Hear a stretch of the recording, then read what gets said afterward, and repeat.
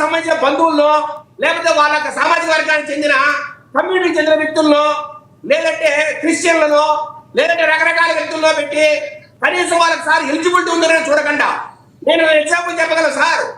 తిరుపతిలో పద్మావతి యూనివర్సిటీకి ఏమి వైశాఖిగా పెట్టారో లేదంటే అక్కడున్న అనంతపూర్లో ఉన్న యూనివర్సిటీకి ఎవరు పెట్టారో మోహన్ రెడ్డి గారు తెలుసు.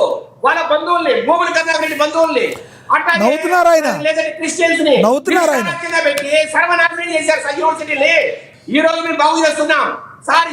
ఈ రోజు ఏ పార్టీకి చెందని వ్యక్తుల్ని మేధావుల్ని ఈ రోజు మేము యూనివర్సిటీలకు వైస్ ఛాన్సలర్గా పెడుతున్నాము. అట్లాగే సార్ 1500 బ్యాక్లాగ్ పోస్టులు కావచ్చు లేదంటే ఖాళీగా ఉన్న ప్రొఫెసర్ కావచ్చు అసిస్టెంట్ ప్రొఫెసర్ ఉద్యోగాలు ఈ రోజు మేము భర్తీ చేయబోతున్నాం. రాబోయే రోజుల్లో సార్ మాట తప్పని మడవ తిప్పని నేతగా నారా లోకేష్ గారు అద్భుతమైన రీతిలో విద్యారంగాన్ని ఈ రోజు గొప్ప ఎత్తుకి తీసుకెళ్తున్నారు సార్. ఈ రోజు విద్యార్థులు కావచ్చు చదువుకున్న వారికి కావచ్చు ఒక ఆరాధ్య దైవంగా ఒక గొప్ప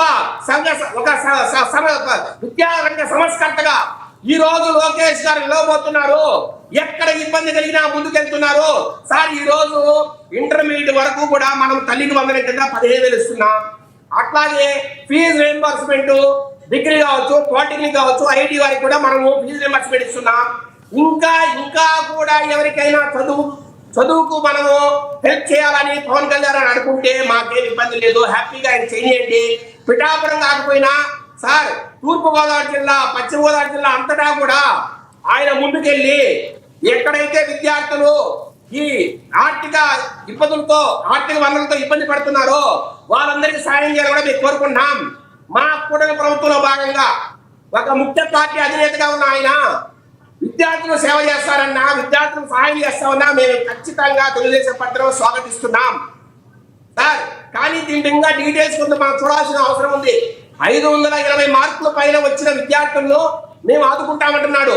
అంటే ఎలా ఆదుకుంటారు? వీళ్ళని ఏమైనా ప్రైవేట్ కాలేజీలో చేర్పిస్తారా లేదంటే వీళ్ళకి సంబంధించిన మొత్తం డబ్బులు వాళ్ళే?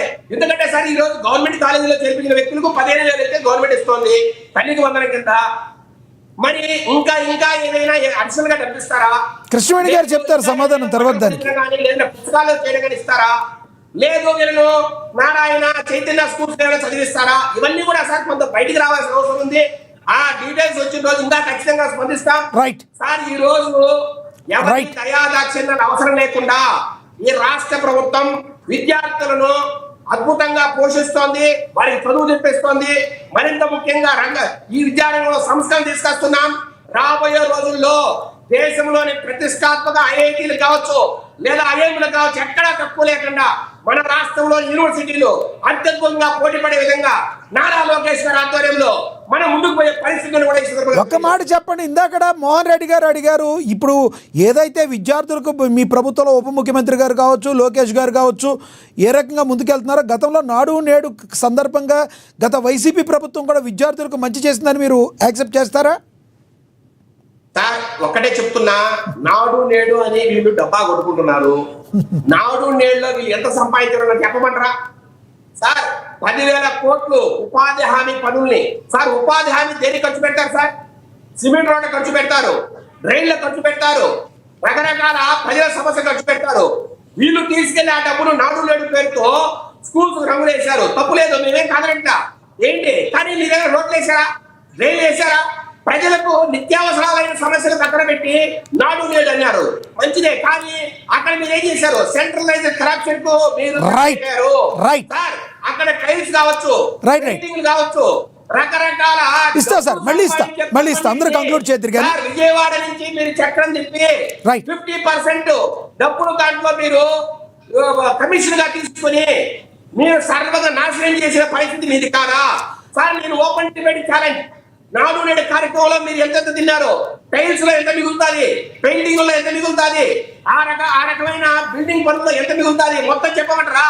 రైట్ మీరు చేసిన ఆరోపణలకి మోహన్ రెడ్డి గారు తర్వాత కృష్ణవేణి గారు కూడా మాట్లాడతారు. ఎస్ మళ్ళీ ఇస్తా మీకు. మోహన్ రెడ్డి గారు ప్లీజ్ కంక్లూడ్ చేయండి ప్లీజ్.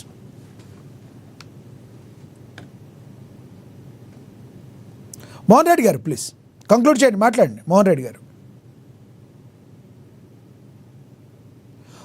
గారు నా వాయిస్ వినబడుతుందా? మ్యూట్లో ఉన్నారు చూడండి, మ్యూట్లో ఉన్నారు మీరు. అన్మ్యూట్ చేయండి మోహన్ రెడ్డి గారు.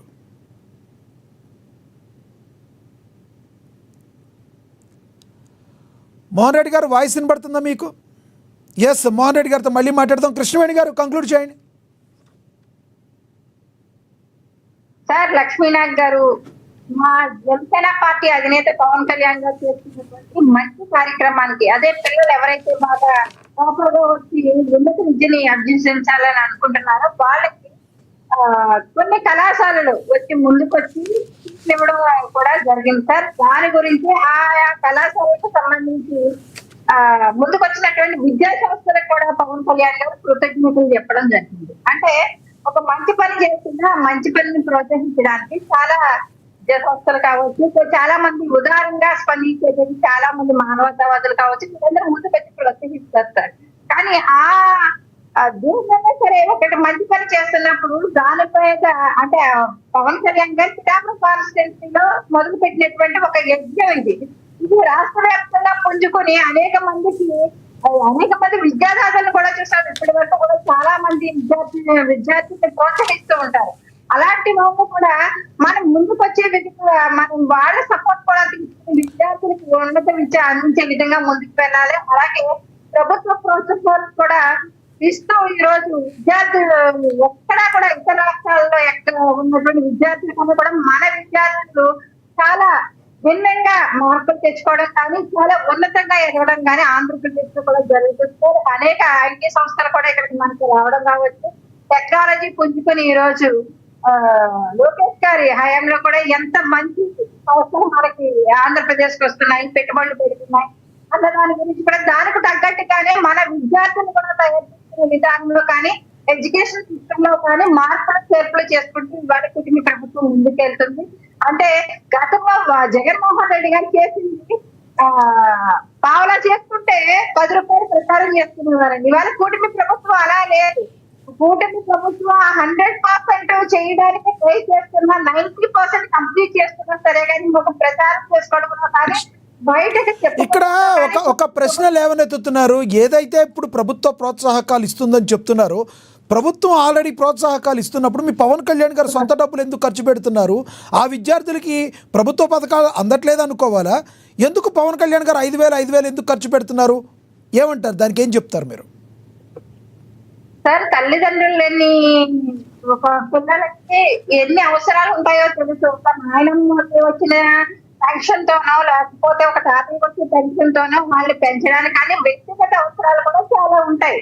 అంటే ప్రభుత్వ పాఠశాలలో చదువుతున్నారు, వాళ్ళకి ఏమి అవసరాలు ఉండవని కానీ తల్లిదండ్రులు ఉంటే తల్లిదండ్రులకి పిల్లలకి ఎంత ఖర్చు పెడతామో తెలుసు.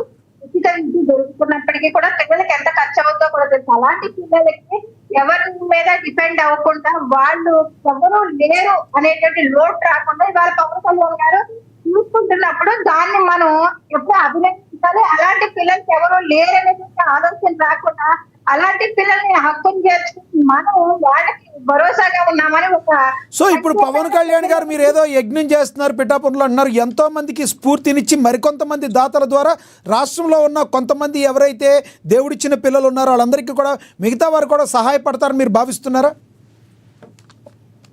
సార్, అలాంటి అంటే ఇవాళ పవన్ కళ్యాణ్ గారు మొత్తం చేస్తున్నారు కాబట్టి వాళ్ళు తెలుస్తుంది సార్. అలాగే చాలా మంది కొంతమంది ఉదాహరణమైనటువంటి మనస్తత్వం ఉన్నటువంటి మానవతావాదులు కూడా చాలా మంది పిల్లలకి అండగా నిలబడిన వాళ్ళని కూడా అక్కడక్కడ మనం చూసి ఉంటాం. అలాంటి వాళ్ళకి ఇంకా మంచిగా చెయ్యాలి పిల్లలకి, ఇలాంటి పిల్లలు కానీ ఒక స్ఫూర్తిగా వాళ్ళు పవన్ కళ్యాణ్ గారు కూడా నిలవడం అనేది అది మాకు సర్వకారణంగా ఉంటుంది. నేను మంచి పనిని ఏదన్నా సరేగానే ఎదుటి వాళ్ళని తీసుకుని ముందుకు వెళ్తే అది ఎప్పుడు కూడా మంచిదే కదా సార్. మంచి సమాజం కోసం, మంచి సొసైటీ కోసం ఇవాళ మా ఎన్డీఏ కూటమి ప్రభుత్వం మంచి ప్రభుత్వంగా ప్రజల్లో మనల్ని అందుకుంటూ ఉంది. మా మీద అనేక అంటే మేము ప్రచారం చేసుకుంటూ వెనకపడ్డాం కాబట్టి మా మీద అనేక విమర్శలు బాగా చూస్తున్నారు వైసీపీ వాళ్ళు కూడా. కానీ ఎన్ని తిప్పుకొడుతున్నా మేము చేస్తున్నటువంటి మంచి పనికి ఎవరైనా సహకరించిందా ముందుకెళ్తాం తప్ప దాన్ని స్టాప్ చేసేటువంటి పరిస్థితి అయితే మాత్రం ఉండదు అన్నది మాత్రం అది స్పష్టంగా అర్థమవుతుంది.